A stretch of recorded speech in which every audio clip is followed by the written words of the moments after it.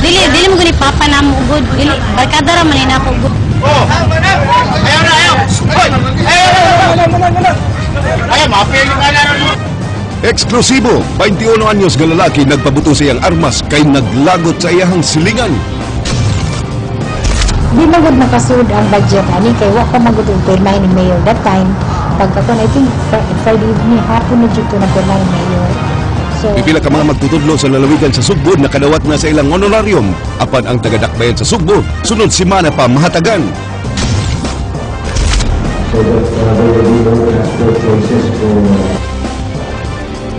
Interagency meeting himo sa mga kadagkuan sa transport agency sa rehiyon alang sa Oplan Ligtas Biyahe sa Kalag-Kalag.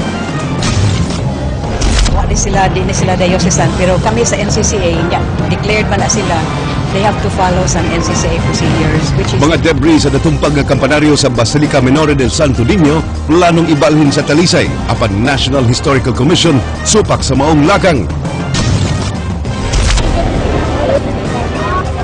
Mga buwak ug kandila gipang display na sa kadalanan sa dakbayan sa Sugbo alang sa gustong mamalit subay sa kasaulugan sa Kalag-Kalag.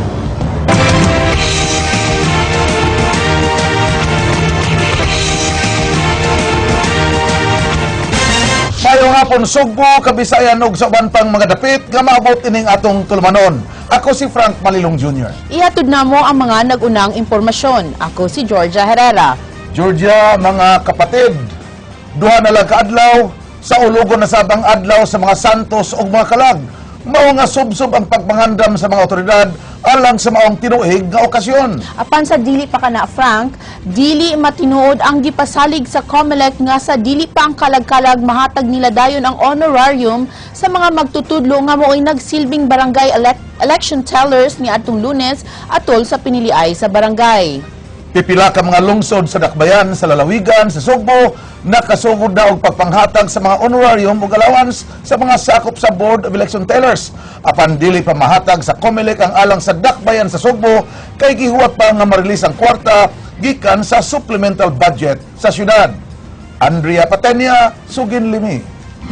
It would be on the 30th, that will be tomorrow.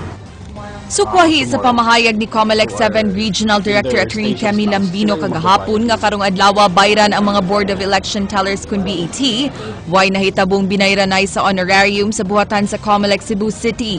Mato ni Cebu City North District Election Officer Attorney Marshall Sarno, nadawat nila ang kapin 4 milyones pesos nga pundo gikan sa COMELEC National Office alang sa 2,000 pesos nga honorarium sa mga BET sa ilang distrito. Apan di usa nila i-release ang kwarta kay idungan kini paghatag sa 1,500 pesos nga additional honorarium ug transportation allowance nga gikan sa barangay contributions. Gipaabot pa sa COMELEC nga ma-release ang kwarta gikan sa 14 million pesos nga supplemental budget nga giaprubahan sa Cebu City Council. Matud sa OIC Cebu City Treasurer nga nadugay pagtunol ang tseke kay wa dayon mapirmahi ni Mayor Michael Rama ang budget ordinance. ako nang ipasaka kay di magud makasud ang budget ani kay wa pa magud ang pirmahin ni Mayor that time. Pagkakon I think Friday evening hapon na jud to na pirmahin ni Mayor. So ready na sila, okay na sila. Gi-prepare lang ni daan, dapat si Mayor mapirma na sa ordinance. Mana tumaguna ni siya. Mato di Sarno ilang paninguhaon nga mahatag ang honorarium sunod simana samtang giandam pasab nila ang payroll. Mag-istorya ni Atty. Kadog para what we prefer siguro nga ang mga ang eskwelahan siguro maoy mag-prepare sa payroll siguro for this.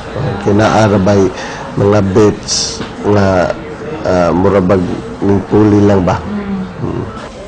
Buot ni ini nga sa mga tunghaan ipanghatag ang kwarta inay sa COMELEC office. Samtang gisugdan na ang pagpanghatag sa mga honorarium ug allowance sa mga Board of Election Tellers sa pipila ka mga dakbayan ug kalungsuran sa lalawigan. Nanghatag na ang COMELEC sa Bogo City, mga lungsod sa Danbantayan, Pinamungahan, Bantayan ug Tabuelan. Apan gamay ra ug madawat ang uban sa mga sakop sa Board of Election Tellers kay gamay ra ang gihatag sa ilang mga local government units. Ang 10,000 nga gihatag sa barangay, labi na tong dagko nga barangay. So dili gud siya enough gani even sa 500 pesos nga transportation allowance sa matag BET. So Andrea Patenyon, News 5. Nanawagan si Mayor Michael Rama sa COMELEC nga asikasuon ang disqualification case batok sa may daog nga kapitan sa Sambag Ono nga si Limar Alcover. Gi-question nila ang residency ni Alcover kay milansar ni pagkamayor sa lungsod sa Tabogon sa piniliay ni adtong Mayo ning tuiga. Sa laing bahin, wa panumbalinga sa Albando Osmeña, Pundo, Kauswagan nga mas dagan ang napili pagkakapitan nga kaalyado ni Mayor Michael Rama. Ipadayag ni Councilor Margarita Osmeña nga wa sila mabalaka sa pag-angkon ni Cebu City Mayor Michael Rama. Wa sab sila mabalaka sa posibilidad nga gikan sa Team Rama ang mapili isip bag-o nga ABC President ug mahimong ex-officio member sa sangguniang panglungsod. We don't own them. Nobody owns them. They ran. And for those, of course, who helped us, we helped back, you know. And some made it, some didn't. So those who made it were very happy. And for those who didn't make it, then we're still there. But again, to look at each one of them as a number, one here, one there, I don't know, I don't see it that way. I would like to think that, you know, they're people.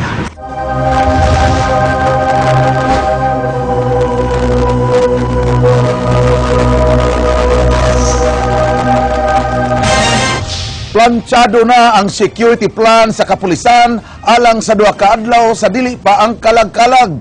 Kadtong maghubog-hubog sud sa sementeryo, ipadakop ni Mayor Michael Rama. Jinky Bargyo, Suginlimi. Nagtigom kaganiha ang mga kadagkuan sa pulis alang sa pagpaybaw sa ilang mga plano sa duha ka adlaw nga paghandom sa adlaw sa mga Santos ug sa mga kalag karong Biyernes ug Sabado. Ang Cebu City Police Office mopakatap og 536 ka mga pulis sa 22 ka mga sementeryo sa Dakbayan. Lakip sa ilang bantayan mo ang kalihukan sa mga most wanted person nga posibleng masaag sa mga menteryo. Meron na silang final and they will be distributing pictures kung sa ating mga detective wing and BPATs sa ating mga volunteers. No? Ang Mandawi City ug Lapu-Lapu City Police Station mo pakatapsab og kapin 700 ka mga pulis nga mo'y mubantay sa mga samang, mga pantalan ug mga terminal sa bus. We have a minimum of 10 personnel manning the different police stations, and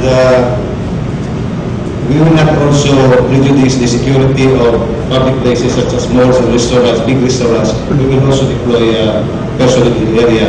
Big research, we will deploy the tourist police. We have enough tourist police personnel, which consists of almost 100 tourist police personnel. They will be deployed in different areas. Ang Regional Intelligence Division way na monitor nga mga robbery group nga buot mohasi panahon sa kalag-kalag. Right now, ang atong opisina ay nadawat ng mga reports na regarding presence of robbery groups that might take advantage of the situation. Paninghuaon sab sa Regional Operations and Plans Division nga makaabot na dinhi sa Sugbo ang 130 ka mga pulis sa RPSB aron maggamit sila sa maong kalihukan. Iulat sa Directorate of Operations ang availability sa C-130 sa Philippine Air Force because the C-130 niliog na sa PNP agad magyuda o sa availability sa C-130 sa Air Force muna. Nakigtigom sab ni Cebu City Mayor Michael Rama ang mga sakop sa Oplan kalag-kalag kaganiha. Matud sa mayor nga gikinahanglang masiguro nga luwas og hapsay ang adlaw sa mga Santos ug mga kalag karong Biyernes ug Sabado. Ipadakop sa mayor ang mga magdala og hinagiban ug ang maghubog-hubog. I already reminded them of the objective. What is the objective of Oplan Kalag-Kalag? When I created it way back 2002, that it has to be safe, secure, healthy, clean, harmonious, peaceful, solemn, coordinated, collaborative. Sama, hopefully will be expanded. Jinky Bargyo, News 5.